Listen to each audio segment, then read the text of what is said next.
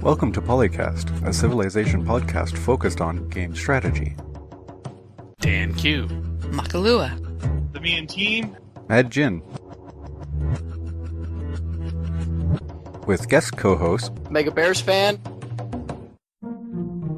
Did everybody just disappear? No. I was just. I said that and it just went silent.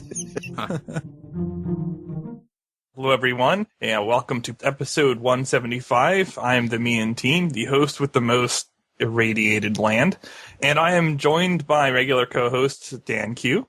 It's another tour of the show. Hold on tight. Makalua. Is it nap time yet? And Majin. Definitely nap time. And also joined by guest co-host Mega Bears fan. Just another godless killing machine. Yes. Oh, you'll fit in right in with Phil then.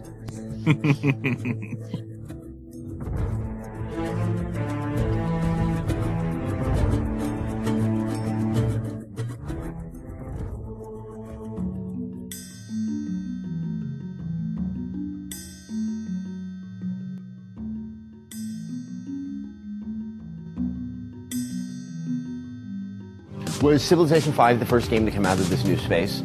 Yeah, it was. It was indeed. Hey guys, there's a video of the inside of Firaxis. It's neat. I want one of those slidey doors. You mean the door that makes it feel like you're in a meat freezer? It's a wooden door though. It's not a meat freezer. A meat freezer door would have a lock. Oh, I'm sorry, a medieval meat freezer. Yeah, so this tour comes from Rev 3.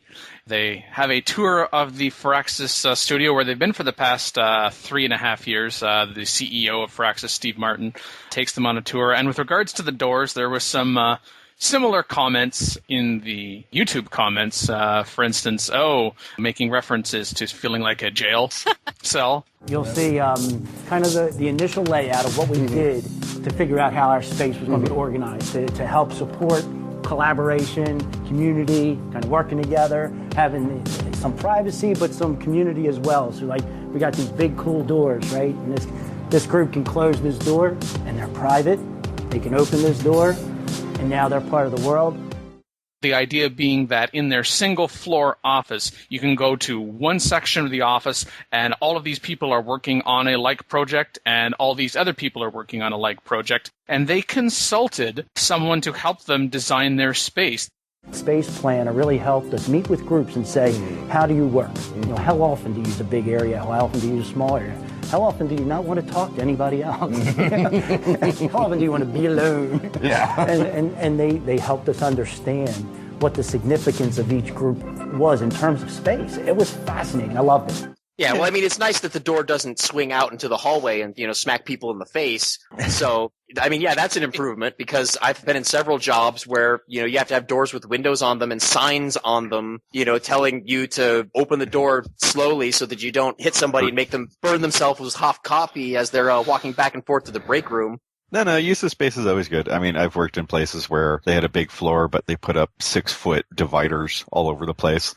So it's like, don't worry, you can work together. Just lean over the divider. A nice little cubicle farm. Yeah, let me stand up, interrupt when I'm doing labor, go, hey. Yeah.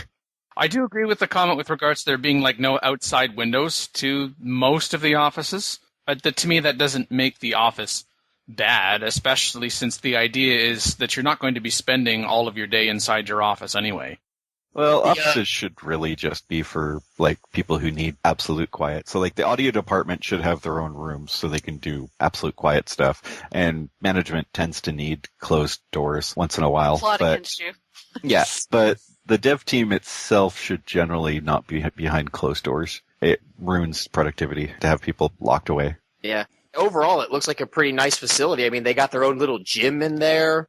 This is our mind and body thing, important for the body as much as the mind. We get together as a group, we'll do yoga in here, we'll lay out the mats, have an instructor in and do our thing, right? I have to say, now that I think about it, since I've been here, seeing a lot of the staff, this is one of the more fit group of game developers. Hey, that's awesome. I take that. We have a basketball court out back, volleyball. We even have a tee box. Thing that was really interested me the most, though, was I actually looked up the address on Google Maps, and assuming that I got the right address, because sometimes Google Maps screws things up horribly, Yeah. It's this little area off in like the middle of nowhere, way outside the city, where there's like 3 or 4 little office buildings, and then a little planned community of houses right across the highway from them all. So it almost seems like somebody went out and just built some office buildings and then houses for all the people who work there to live at, so that all they have to do is just cross the street and everybody's neighbors. So it was just kind of weird seeing that. It would be quite possible that some of the Firaxians actually live in those houses, although the comment was made that our employees spend a lot of time in the office, so families are often brought to the studio as well. So it's like, let's go see Mommy and Daddy because they're stuck at the office. But We haven't seen you in months. They also talked about the fun zone, where they gather as a studio, where there are traditional games. I saw a ping pong table, saw a pool table. They play board games, and they also play games from other companies because they recognize there is value in games other than the ones that they develop. That makes them revolutionary thinkers right there. That is traitorous. Heathen. I found that the person who did the tour from Rev 3, Adam Sessler, as well as Steve Martin, did not only a good job of showing the space, but also making me feel like I wanted to continue to watch. And there's actually some unexpected humor. I really didn't expect the CEO of Firaxis or otherwise to make a joke with information that he volunteered. We do art stuff too. We'll have traditional art classes going on. So we'll have a model come in, sometimes clothed, and they'll do their thing. But traditional art skills. Well, civilization, you have to understand artistic It's a great styles. process. Yeah. That's right. What they wore and what they didn't. Yeah. I'm like, wait. I could see the delayed reaction from Adam from Rev 3 as his brain processed what it was. Wait a minute. A CEO made a joke? Trying to remember whether his show was PG or PG-13. What am I allowed to say in response to that? Felt like we got a decent tour of the space. They explained what the space was for. We got to see what it was they were talking about, and then the banter between the two, even though the video post-produced was less than 8 minutes. The only thing I felt like was, could we see more? And could we actually talk to some more people? Because occasionally you would see someone in the background for like half a second. Hey, who's that guy? What's he doing? Why don't you go and say hello? But, oh. That guy's the janitor. Sorry, he's in the process of disrobing so he can model for the artists. Moving on now. He's putting on the motion capture suit, guys. There was a comment in the YouTube stream from Quag TS, this is his username. I used to work in the same building as these guys in Hunt Valley back in 2008. You could always tell who worked at Firaxis because while everyone else was decked in suits and business casual, you'd see people wearing jeans with their arms full of consoles and wires in the elevator. I asked one of them about E3 once. They offered me a tour, but they moved to another building before I got around to taking them up on that offer. This video feels like closure on my missed opportunity. And as for the old Firaxis studio, I don't know why the current owners and administrators of Appleton Civilization site took it offline, but I and the person that I co-founded Appleton with, Marco Cianopoulos, we actually got a tour of Firaxis, my gosh, that was 7 years ago now, in their old office where they were spread across 3 floors, and their office was like this column. So the office wasn't very wide, but it was very tall, and you'd go up these stairs. I mean, the office was nice, but of course it felt very compartmentalized as a result. So when they decided to get their own space, which I expect in the other building they were leasing, they probably actually, they own this space since they got someone to come in and design for them. Let's do this kind of from the ground up. How is it that we want to be able to work, and what is it that we want to see? I guess after the video, if you're thinking you want more, Curbs69 in the comments said, confirmed, next Battlefield map pack will include Firaxis office, only $9.99. There you go. You can set up a protest at the Firaxis office. They're quite glad to come out with a barbecue. It's interesting you mentioned protest because there was some visceral from Darkstar8473. This is what blows my mind. Do you see the luxury these developers work in? And these greedy effers want more and more money from us. The studio looks better and costs more than half of the individuals you sell your game to. Maybe if you had a modest studio but no fine leather and posh fabrics around, could only imagine what those aristocrats at Electronic Arts and Activision are basking in. Well, maybe if they didn't have the nice things, they'd be making crappy games. Did you guys think of that? Yeah. Well, yeah, it's you reap what you sow, and if you put someone in a dingy space in a cubicle farm, I think you don't feel you're very gonna get creative crap. or excited. Yeah. And besides, what's wrong with a company making money off something they build? Seriously, Well, no, they can't possibly do that. They should be doing it for the love of the fans. Yeah, well, are the fans feeding them? Are the fans going to house them? Are the fans going to do everything? No, shut up and let people make money off things that they build. You know, there are probably some people out there that would feed and shelter them. Yeah, there is. I know that's besides the point, but it is besides the point, but I think there would be. I agree. All right, we're going to put up a Kickstarter fund to house and feed some Firaxis employees. That way we can move them into a dingy place to work. Basement or attic. Basement, man. If you're making a troll mechanic, you have to be in the basement. But other than that, it's only choice. Yeah. XXX Burke says, I think Sid sleeps with the book How to Win Friends and Influence People under his pillow. Well, it wasn't just Sid that made these design decisions. Come on, we can give Sid a lot of credit, but it wasn't just Sid that designed this space. Oh, probably had nothing to do with it. Yeah. I didn't actually watch the entire tour. Was Sid actually in the video? Briefly in the background, yes. We got to see his office and see him working in his office. Although we couldn't see what was on his monitor, so, who knows what he was actually looking at. With quotation marks. I'll throw out maybe a certain tablet-based error game. Oh, would this be something to do with World War I and combat and it's turn-based? Yeah, probably that one.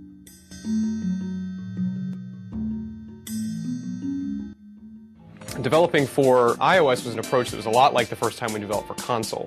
What are the constraints? How do we make the best game for this platform? What are the usage patterns? What are the kinds of people that are going to play? What are some new people we could get to play? And that's kind of where we started. The second Rev 3 video that they published on the same day, and this one hosted by the same person from Rev 3, Adam Sessler. In this video, Sid Meier actually speaks. Jake Solomon, the lead designer on XCOM, Enemy Unknown, and the co-lead designers on Haunted Hollow, one of the two mobile platform titles that Firaxis is kind of their debut into the market, along with Ace Patrol that Imagine referred to a little earlier. And essentially, it's explaining why the studio is embracing mobile, but I think something that's important to keep in mind is that embracing mobile is not mutually exclusive to continuing to develop for the PC. Got that? When Firaxis developing Civilization Revolution for the consoles, you're abandoning PC, you bastards. Suddenly, that was the jerk reaction. And now we're developing mobiles. You're abandoning the PC, you bastards. And I'm just like, oh my goodness. Because guys, I totally can't have more than one team working on one thing at one time. Yeah, just as long as they don't think that this is peanut butter and chocolate, because if they do start to get tablet in my PC, I am going to be very upset. Well, you can put your tablet in your PC. It just probably won't work very well after the fact. Just open up your case and set it in there. You're good. There you go. Now, why would Firaxis want to embrace mobile? Why would you want to embrace a new gaming platform where you're capturing more people more of the time, or even people you wouldn't capture on PC gaming because they're gaming on the go? Might that have also something to do with money? Because if they're able to make more money, then that money can be put back into the company to develop not just more for the mobile platform, but also for the PC platform. Because something that was talked about is that the mobile platform gives Firaxis this testing ground. Yes, we're able to experiment with ideas that might not get greenlit for a full-blown PC game, but we can experiment with them on the mobile platform. And again, as designers, we enjoy that freedom, and that's part of the fun of making mobile games, is experimenting and innovating and trying new things. You don't have the demands that you must have shiny this and shiny that. It must look as polished as the gameplay is, so they can actually spend more money proportionately on gameplay and still spend less money overall. And then if it works well on the mobile platform, then there's more of an impetus to then go back to the publisher, in this case 2K, which owns Firaxis, and say, hey, this worked well on the mobile platform. Is there a way that we can now translate that to the PC platform? Will you greenlight that effort? Just like Firaxis is now trying to find a way to add to the existing game options that you get on the mobile platform, because it's mobile platform, so therefore Angry Birds and their clones are the only games that are going to work. Well, that's kind of all we've seen so far, kind of like on the console. Before there was Civilization Revolution, a lot of people said, no, can't be done. Is it going to look the same? Is it going to interact the same? I mean, that's the thing. That's bullshit. I would almost say 90% of the turn-based games back in the 90s were on console. And all of the games everybody ever loved for turn-based strategy back in the 90s were on console. No way. Console and turn-based strategy is not mutually exclusive. I will concede the point that there were quite a few maybe good not turn-based 90%. games on console, but Maybe not 90%. In the 90s, there were a lot of good TVS on PC, and they were some of the better ones, in my opinion. Yeah, I know. There was a lot, but also considering that there was more consoles back then, too. Well, and a lot of the PC games at that time were being ported to consoles, even turn-based strategy games. Yeah, that did happen a fair amount. I'm pretty sure that Civ 2 was on the PlayStation, and I don't know if Civ 1 was on a console. Yeah, Civ 2 on the PlayStation, that was an example of how not to port a title, That's though. true. Yeah, I never played it, so... Yeah, that is true.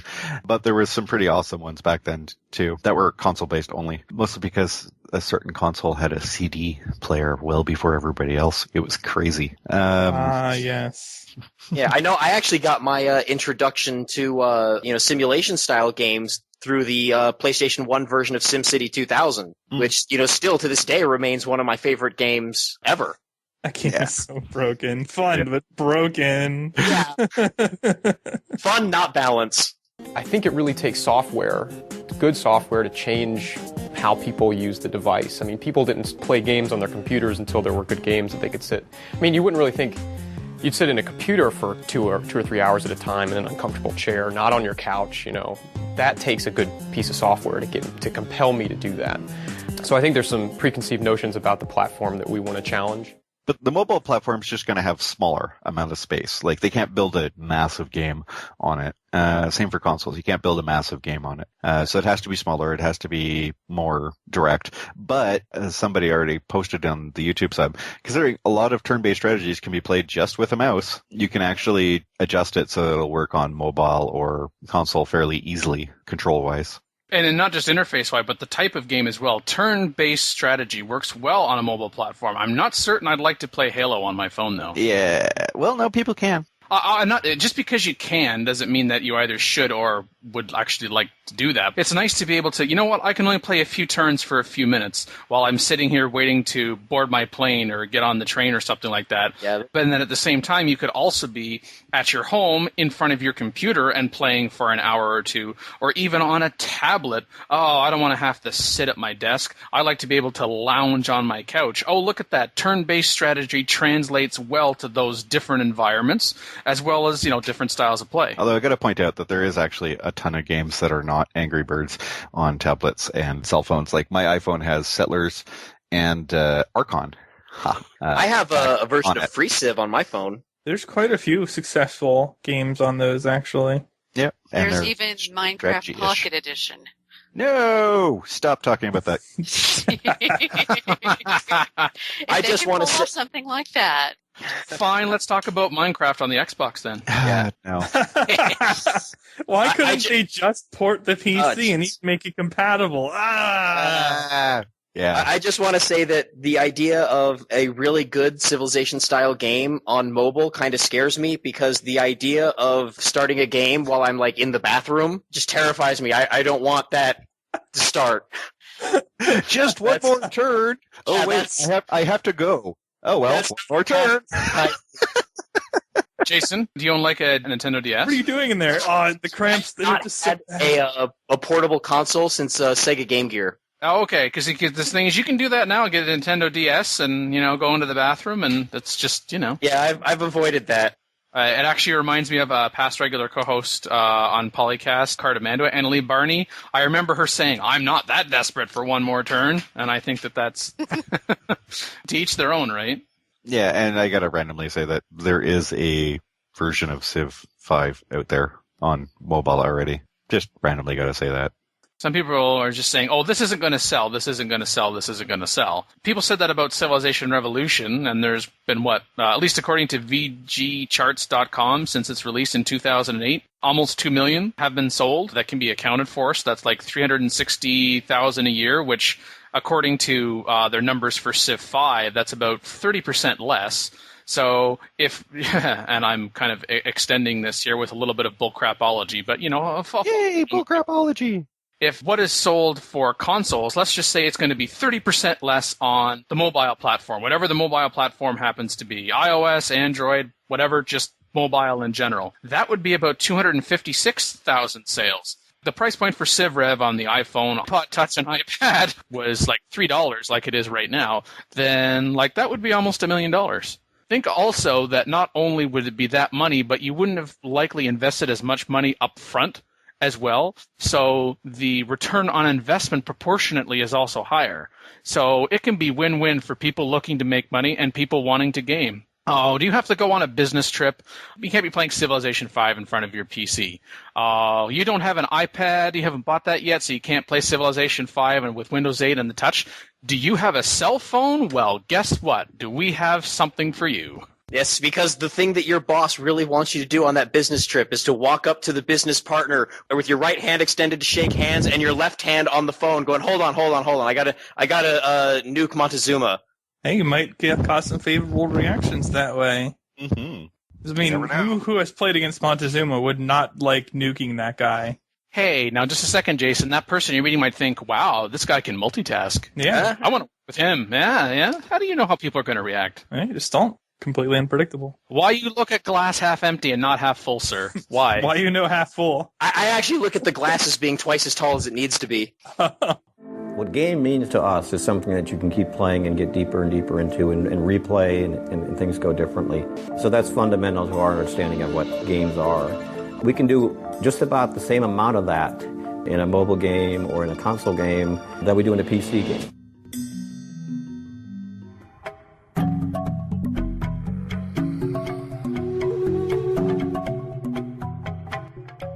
For one thing, India has always been kind of a pet peeve for me, just because, the name of the bonus is population growth, but the bonus isn't actually towards the growth of population. So I kind of think that maybe India should just get faster growth so that they actually get to use that bonus instead of just being punished for doing what you're supposed to be doing to play the game, which is build more cities. Even if you just start with a percentage modifier or maybe even just +1 food per city, it would make their ability a little bit more of a reward because you're actually going to have cities that are going to grow faster, so the extra happiness becomes more important to have. So that's the thing. Many people read the unique ability and just think it's a negative, and they completely misunderstand what it is. I would agree that a potential growth bonus would be nice, but then again, just go tradition and you already get it twice. The thing is, India's UA, you get half the unhappiness per pop, which is the vast majority of the happiness being used up on a city. So you get half of that already. So, 1 Coliseum takes care of 4 pop, which makes the point about when people say Coliseums are too expensive for what you get, they usually are, except for India, they're not. Yes, it's 6 unhappiness, or basically doubled, per city, but India, and I've complained about this many times, does not follow the rules when it comes to local happiness getting converted to global happiness. Basically, every other Civ's stuck with getting capped for local to global happiness, except for India. India has special rules inside the game that allows them to convert, I think it's 0.67 as a multiplier, local happiness to global happiness. So that 6 unhappiness will eventually get wiped out purely by local happiness, so that the city itself is not getting trashed. Will still allow you to expand. I think there's just a bunch of people who don't understand everything around that unique ability. That's usually where the problem comes from. Because if you don't understand that they can convert local to global happiness to get rid of that extra unhappiness, then sure, if you look at it, I can't expand, but they're meant to go tall. Yeah. Another thing, I think I had done the math at one point, and basically the ability becomes happiness neutral. The double unhappiness from the city is completely offset by the half happiness from population. Once they started patching the game after the initial release, to increase the growth rate of cities, the ability didn't suck as much. I think last time I checked, it was at plus 12 local happiness that let you basically have the whole city for free. But that was before the last G&K change, I think. The whole Mughal fort thing, that could be something to buff them up. Fix that.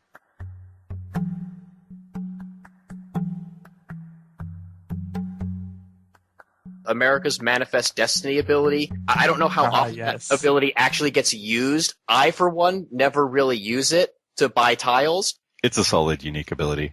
Very, very solid. The plus one sight's perfect for all game. There's never a point in the game where plus one sight is a bad thing.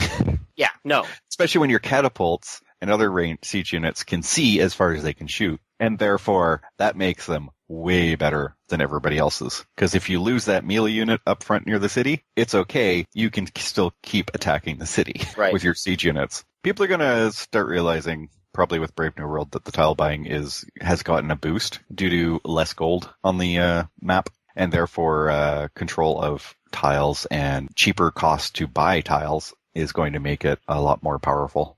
So I think it's already getting a boost in a roundabout way. I didn't think buying tiles was that common, but it's usually not that common for any civ outside of America because, well, it's usually expensive. Yeah. And I think with Gods and Kings, the costs got adjusted, so it wasn't as bad. But America always got the cheaper costs, and whenever America can buy 2 tiles for the price of everybody else buying 1, that's really good. I agree. I just don't know how many tiles would be worth buying typically.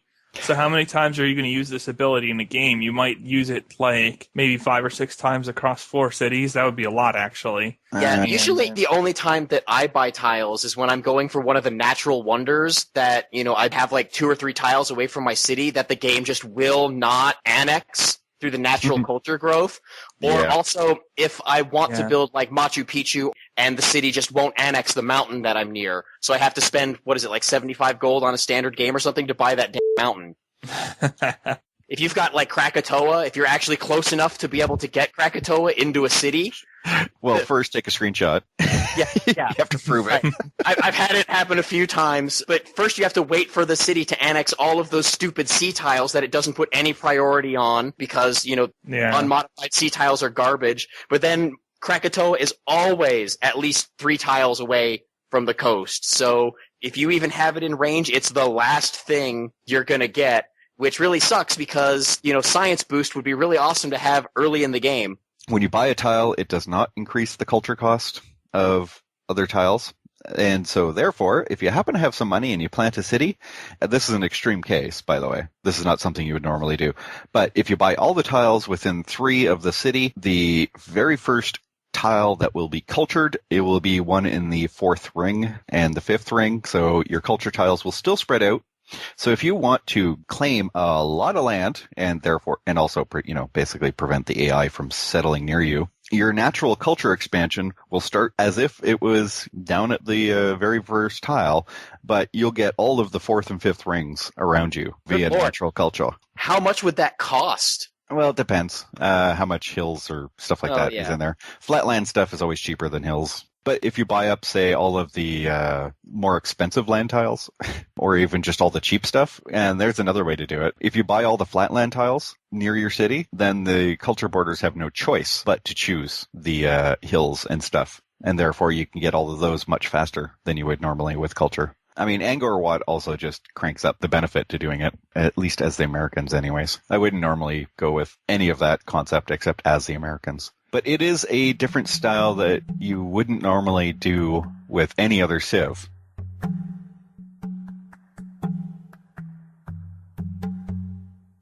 And so I think that's why most people get complainty about it, because they don't stop and go, how will I play this civ differently? I know there are people who complain about it who actually know the game systems really well, but still complain about it for different reasons. Well, I think one of the reasons that happens is because, unlike Civ 4, Civ 5 very much kind of shoehorns players into particular styles of play at the beginning of the game. Because I know every time I start a new game, I have almost the exact same build order in my cities. It's, it's Scout, monument, worker, or workboat, depending on if I'm on a coastal city, etc. So the beginning of the game always plays out pretty much almost no matter what civ I'm playing as. Whereas in Civ 4, you had the different root level techs that every civ had a unique combination of. So each civ started with some unique set of buildings and units and improvements that they could construct. So there was a little bit more variety in those first few turns because there were just different options available depending on what civ you were.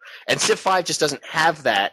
So you end up kind of falling into a routine, or at least I do. Maybe I'm just crazy. I don't know. I would say Civ 5 has it. It's just less emphasized because everyone starts with agriculture, and they don't start with things other than agriculture that are critical to the opening turns. But like as Majin is pointing out here, unique abilities and some of your other early choices are pretty map dependent and can cause you to make different choices even if you're using the same civ. It's just not as extreme. Yeah, the only really significant difference that I ever have is, do I start on the coast or not? Yeah, then maybe you need to broaden horizons. I don't know. I don't feel shoehorned. I mean, yes, there are certain strategies that have been made more powerful than others, possibly. Or at least other ones are a little worse than others. But there are options, and you can take them, and different civs have different feels to them. So you can't just take, you old generic civ and do something special. Each of the civs have something that would make you want to go somewhere else. Like Iroquois, you're going to go ironworking very, very quickly. Why? Because you can get Mohawk warriors and go run people over. Yeah, but that's not quite what I'm talking about, because what I'm talking about is like those very first few turns, basically exploring that warrior, building that first scout, getting it out onto the field, those first 20 to 50 turns where you just have the one city and all your... That's what I'm talking about. I mean, if you're going out to 50 turns, you can get ironworkings within that 50 turns. That's a completely different strategy than going one city up to National College. That's a completely different strategy than going to composite bows. That's a completely different strategy than going to horseback riding. Or, if you happen to be coastal, going up to optics. There are changes, and even for the first 10 turns, I know people who do double scout. I know people who will build worker first. I know people who will build monument first, or some combination thereof of each of those, because maybe the terrain around them means that they want that worker as fast as possible because they have to work the tiles for them to become useful, i.e. if you get a plain start and you want to go animal husbandry, and otherwise you have to farm up all those river tiles because, well, it sucks. Plains rivers suck, at least till civil service. So yeah, you want to work her out quickly, or you double scout because you get extra bonuses, or you want to meet all those city states, or whatever else you want to do. Even for tradition, I don't know why people would go monument first. I'd still go scout monument on a tradition start because you can get it done fast enough. And with the scout, if you get that culture ancient ruin, you get your free social policy right there. Or at least way faster. Getting 20 extra culture on turn 5 is way better than getting it on turn anything before tradition.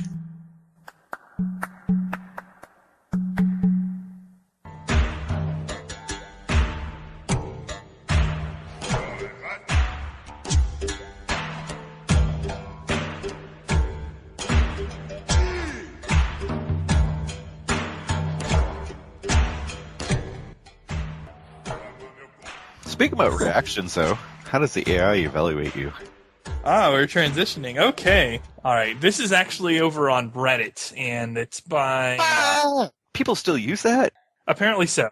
This editorial, brought to you by Imagine, does not necessarily reflect the reviews of the rest of it on PolyCast. Putmalk. Okay. Putmalk.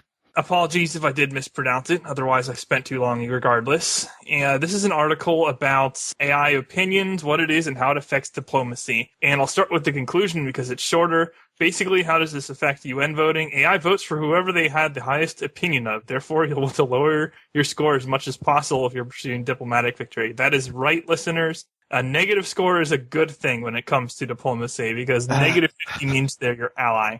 Yeah, that's... The diplomacy victory is really golf in disguise. Yeah. Yes, well put. Yeah, when he says lower your score, he doesn't mean your in-game score. He means your... Yeah, we're about to get to that. Opinion inside. But yes, for some strange reason, negative numbers means they like you, positive numbers means they hate you. Completely confuses everything, but... I actually bet that has to do with the fact that when the game was first launched, there were so many more ways to piss off the AIs than to make friends with the AIs that just had to be like the default positive value. I don't think it matters personally. All right, so there's 7 of these. There's ally, friend, favorable, neutral, competitor, enemy, and unforgivable. Basically, -50 is ally, -30 is friend, between -10 and 10 is neutral, and then 10 to 30 competitor, 30 to 50 enemy, and then anything over 50 would make you unforgivable. And after you nuke them a bajillion times and kill everything on the map, that's probably where you'll be, and you'll like it. Anyway, I'll go ahead and read down the list of things. It shouldn't take too long, I don't think. Of things that boost and piss off the AI, like make it like you and make it hate you. And this isn't even the full list. Well, I'll cover what's in the article then. Okay. Returning civilians is -20. Denouncing an enemy is -15. I'm assuming that's an enemy of the AI in question. Resurrecting that civ is a very huge -200. So, you can get away with some stuff if you resurrected them. Liberating cities, 1 is -30, 2 is -50, 3 or more is -60. So that, I guess they did that to prevent abuses that you could execute in Civ 4 that most people don't know about. Continuing on, forgive spying, -10, share intrigue, -20. Adopt similar late game policy. Oh, -20 times the number of times you share it. Yes. Yeah. Well, -20 per. There we go. Okay. Yes. It's the same Similar thing. late game policies, -5 times late game policy era modifier. That's a little bit less clear to me. Declarations of friendship, -35. Mutual declarations of friendship is -15, but you only get that -15 once. Recent trades can maybe be from anywhere from -1 to -30, depending on how good the value is. And by that, I'm assuming it's how favorable the AI feels it is, but who knows. Fight mutual wars, -1 to -50, depending on how many units or cities you kill. Kill cities. Yes, sirree. Burn them to the ground. Give in to declaration of friendship help requests, -20. Pay tribute, -30. He has in parentheses, doubt you'll ever get asked this, but somehow I think the AI might ask it. I've seen that enough times to know it exists. Yeah. Not as spammed as Civ 4, thankfully. Well, I'll just say a tip to minimize the likelihood you're going to see that. Don't start hoarding gold like the AI likes to. Yeah. Adopt human religion, -5 times era emphasis religion. Adopt AI religion, -3 times era emphasis religion. I actually enjoy that the adopting the human versus AI religion is a little different. If the AI adopts a human religion, then there's more benefit out of that than you adopting the AI religion. Yeah. That's funny. Basically, if they adopt your religion, they like you had it. But if you pick up their religion, they're like, eh. Yeah. Like, didn't really make it for you, but whatever. There's a good reason for that, though. Oh yeah, there is a good reason, I'm sure. And once again, I'm thinking back to how this tended to go 100% of the time, just about in Civ 4, and balancing this a little bit differently makes it a little bit more useful. But also, just having religion is better than not having religion in Civ 5. Mm-hmm. And if you're adopting the AI religion, you're giving it some stuff. But actually, how would you weight that? Someone adopting a religion and then spreading it as worth more than getting a religion when you otherwise wouldn't, despite not founding it?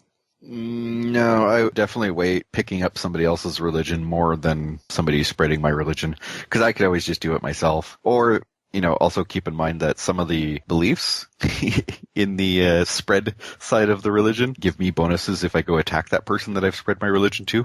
No, that's not what I'm getting at. What I'm getting at is the difference between having a religion or not at all versus someone else having your religion. Which one of those two things is stronger? Having a religion versus not at all. There you go. Then benefits that would are make benefits. sense why the AI has this particular weighting.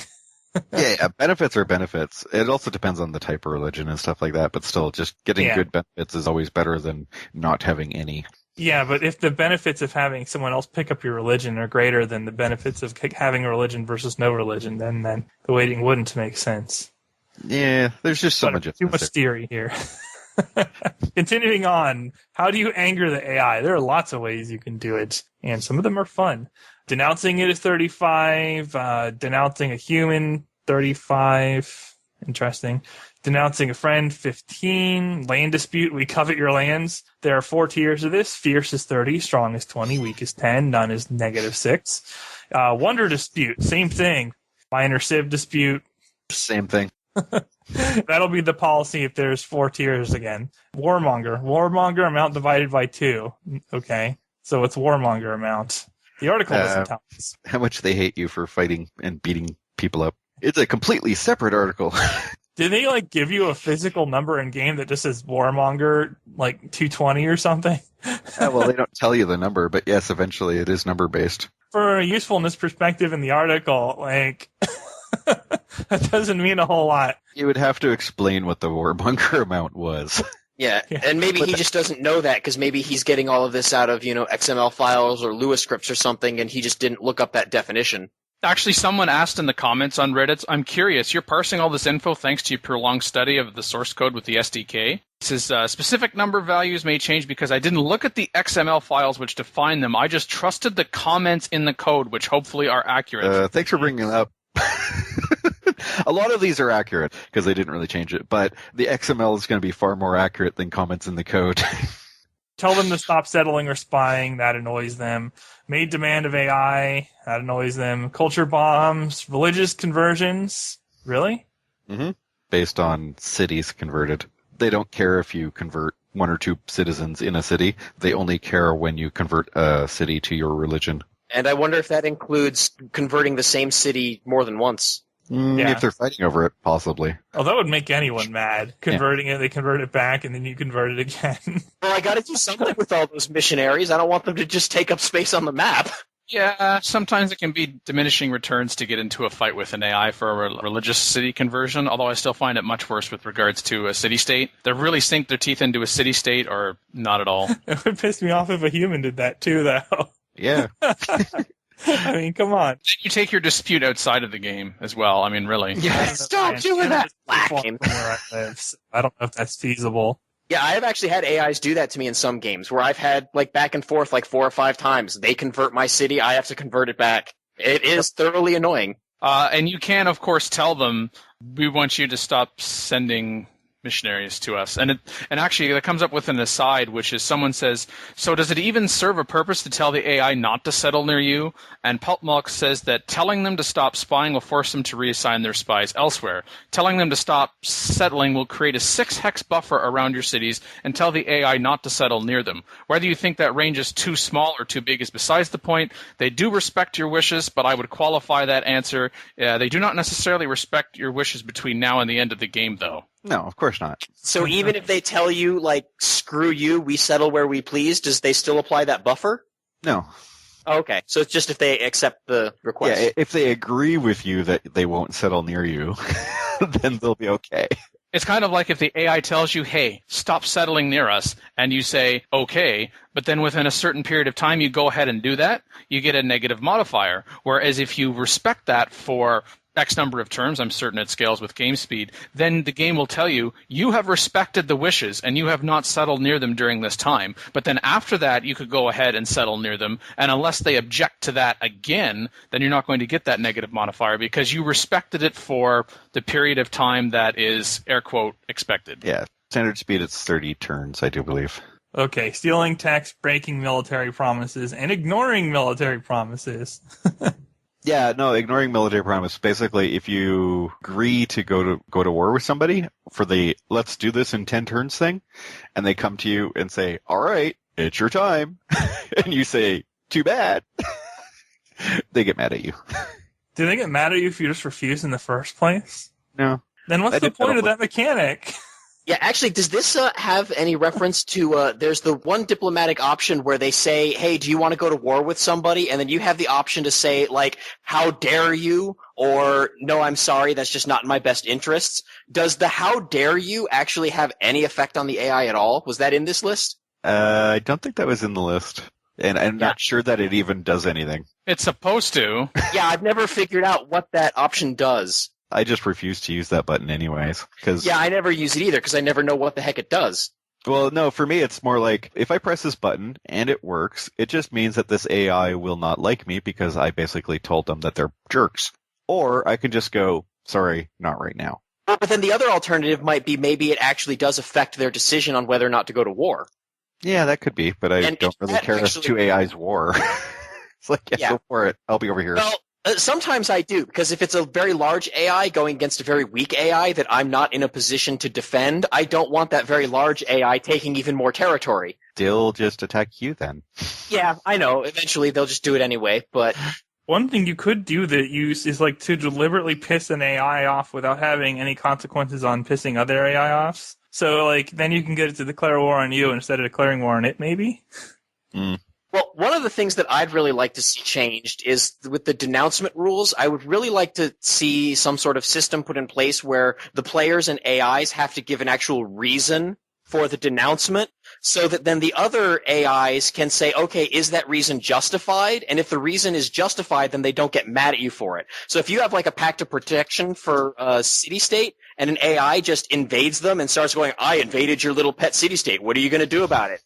And then you denounce them, that should not make your allies get mad at you because you're denouncing civs who are total jerks.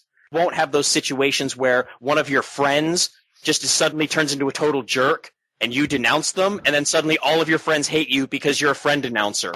If somebody's attacking a city-state and you denounce them for that reason, any civ that has a very high flavor for city-states should not get mad at you for that denouncement. Right, or also any other civ that is friendly with that city-state. Yeah, or something along that line. One thing to adjust into this is that a number of these degrade over time. That was added in Gods and Kings. So even though it's like 20 here, eventually it'll degrade over time and not be as important to the AI. Doesn't it decay comparably to, you tick off a city-state because you got a unit sitting on their land for so many turns, and then you walk away, and then it just slowly starts to recover? Yeah, I would say similar, but the length of time it takes to decay is different over time. So it's not just like one turn gets 1 point of it decayed. Sometimes it'll take a lot longer. Oh, well, certainly. I wouldn't actually want it to decay at the same rate as a city-state. After all, we're talking about proper civs now. Yeah, exactly. Air quote, proper. Air quote, proper.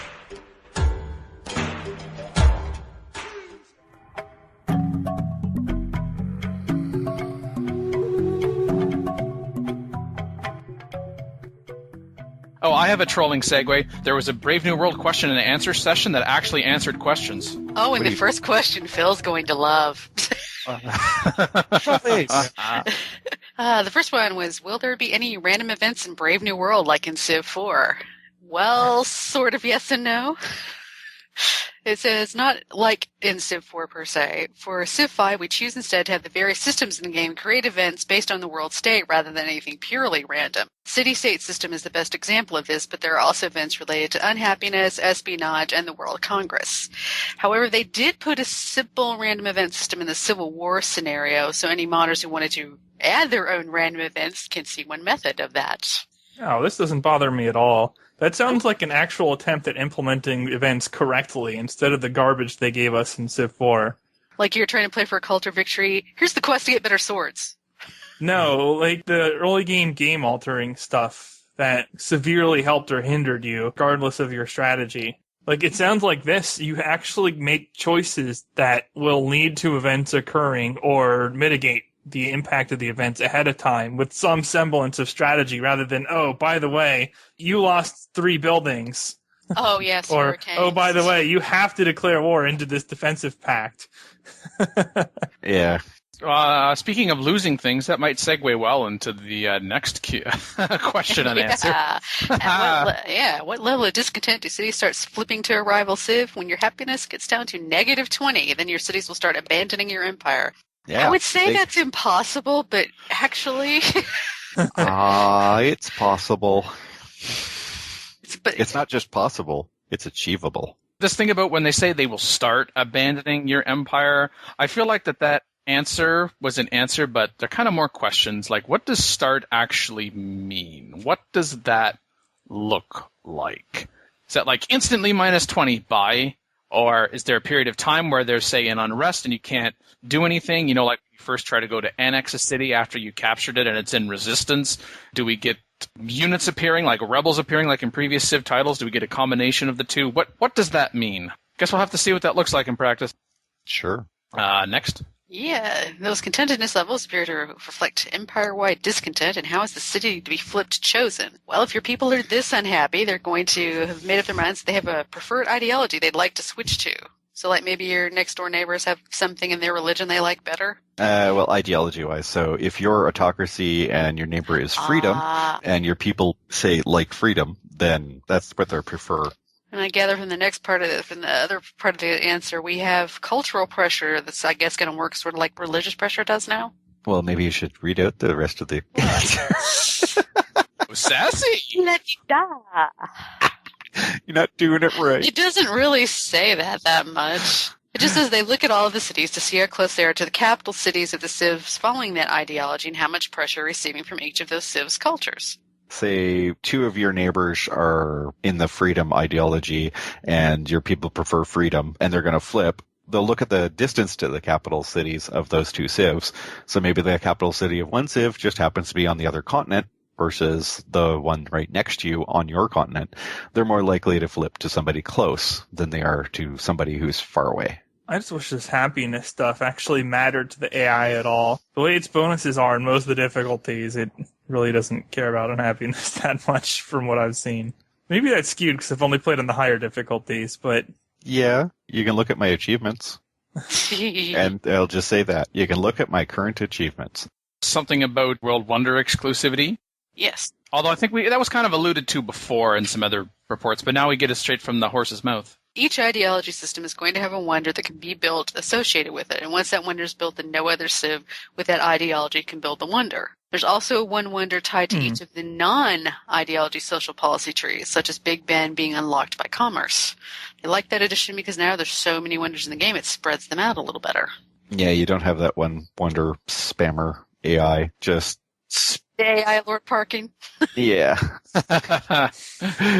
How that's going to work out in practice, because I think they're also making the piety and rationalism trees no longer exclusive. That's true. So there's not really as much of a restriction on only being able to have one social policy tree instead of the others. This actually gives an incentive to just adopt every policy tree instead of actually going to complete it, because that gives you the ability to build all those wonders. Well, I think it's a bit of a balance, right? Because if you choose, I'm going to unlock this social policy tree just in order to be able to build that wonder, you're gambling on am I actually going to be able to build this wonder? Because you could check what other civilizations you already have contact with, and has anyone already adopted this social policy? What's the likelihood that they might be constructing it? But then the trade-off is, of course, perhaps you didn't get to go down farther the social policy tree you otherwise would have gone down, which would get you closer towards finishing the policy tree, which would also give you a benefit. And that would give you a benefit that would be absolute in the sense of you get to the end of that social policy tree, you get that, as opposed to I'm going to adopt this social policy tree on the possibility that I'm going to be able to build that wonder. And even if I do build that wonder, is that really more beneficial for me to do that as opposed to continuing down, say, another social policy that you'd be going otherwise? Oh, yeah. I'm not saying that adopting a new policy is going to be better than finishing an older one. I'm just saying it actually makes picking and choosing from different policy trees a little bit more of a viable strategy. Because right now, not finishing a tree is kind of crap. Yeah, well, it depends on which tree, but yes. No, it will definitely make the cherry picking a little bit more useful in that respect. And a lot of the openers do have some benefit to them, so it's not like that it's horrible. But not finishing a social policy tree is actually bad for you because the faith buying of the great people tied to social policy trees has been moved to the finisher. So while you can cherry pick to get all the wonders, you can't cherry pick to get the faith buying of great people anymore. Yeah, and as the game progresses, you might like to have something viable, if not something at all, to actually spend your still accumulating faith on. That too. Yeah. The other thing that I'm kind of a little bit questionable about is whether or not this will actually succeed in spreading out the wonders, because unlocking the social policy trees is still tied to progress on the tech tree, which is also what gives you early access to wonders. So if you're powering through the tech tree, you're still getting early access to opportunity to build these wonders regardless. There's only so many social policies that you can take, and there's only so much culture in the game to be able to be spent. So it's of no use to a player nor an AI to cherry pick your way through every single social policy tree just for the wonders. You're going to be worse off than somebody who just, say, finishes tradition, liberty, or honor, and then finishes something else, and then goes in ideologies for the same number of policies. They'll be doing way better than you will. So it will spread it out, and even the AI is not going to cherry pick everything because it's just bad play. I agree, but as I was saying, I'm just not entirely confident that that's going to have the desired effect. It will have an effect. It just might not necessarily always spread everything out, but it's going to spread enough of it out. Not to mention that each ideology has a wonder, so you can only get one. because you can only have one ideology. And as for the last question in the Q&A, I think there's one sentence that reveals new information, at least certain that I've come across, which described any changes to the espionage system. And that new point being diplomats can't be targeted by other spies. And then in brackets, diplomatic immunity. So no notification. Oh, your diplomat got killed, which, might have otherwise sparked an international incident. So your diplomats are going to be getting a bunch of parking tickets and ignoring them like in real life? Yeah. Hey, there's realism in gameplay. Who knew? Woo!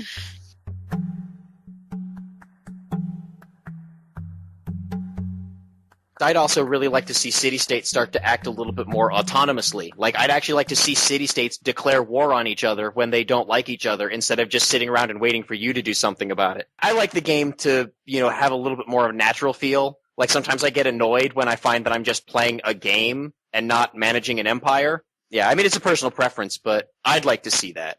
And apparently in Brave New World, you'll be able to play as a city-state. Jason, I thought you were going to do a segue to the next topic. It's like, speaking of city-states, in the city-state of Los Angeles recently. Yeah.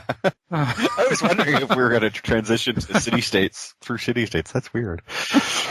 Is LA a city-state? Well, it's big enough. Sort of.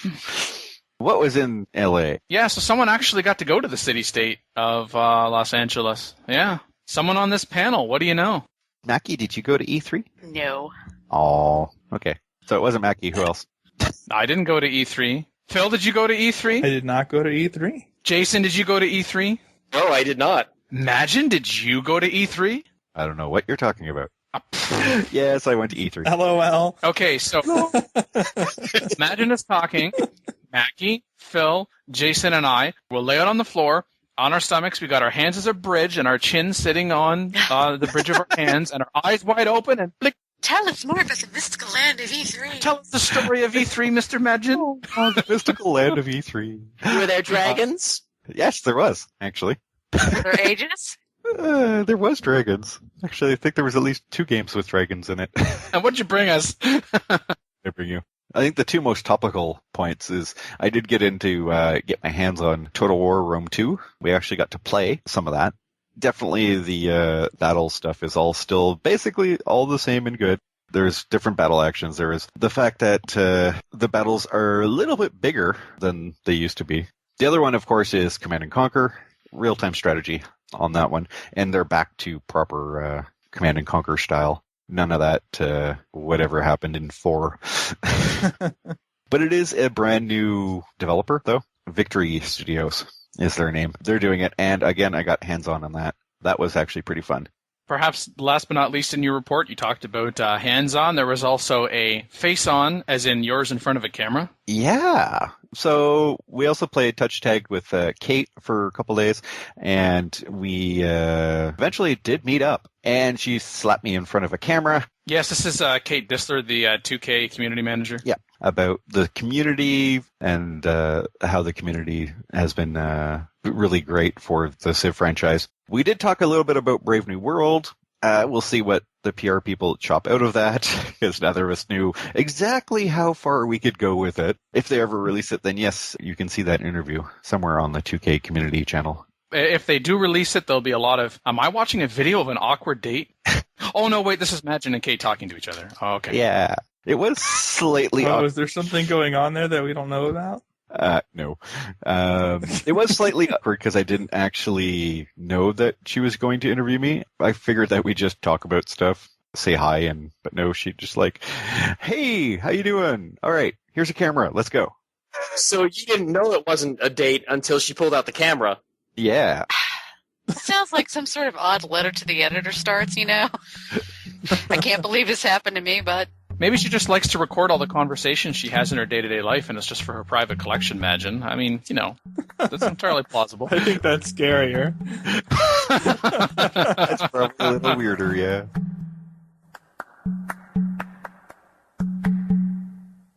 Call in today. In North America, the number is 301-637-7659. That's 301-637-POLY. In Europe, 44121-288-7659. That's 44121-288-POLY. The only thing worse than being talked about is not being talked about. For more information on PolyCast, our sibling shows Modcast, Revcast, and Turncast, or about PolyCast in general, log on to the series' official website at thepolycast.net. All right, well, I think that takes us to the end. It's probably a good thing because Jason's power keeps dropping, so it's probably a sign. Yep. Sounds that way. All right, well, for Dan Q, Mad Jin, Makalua, the Me and Team, and myself, Mega Bears fan, this is PolyCast signing out. Hope to catch you again later. But where's our stuff? Gotta get it out there before my power goes out again. Yeah. yeah. Oh, that's not good.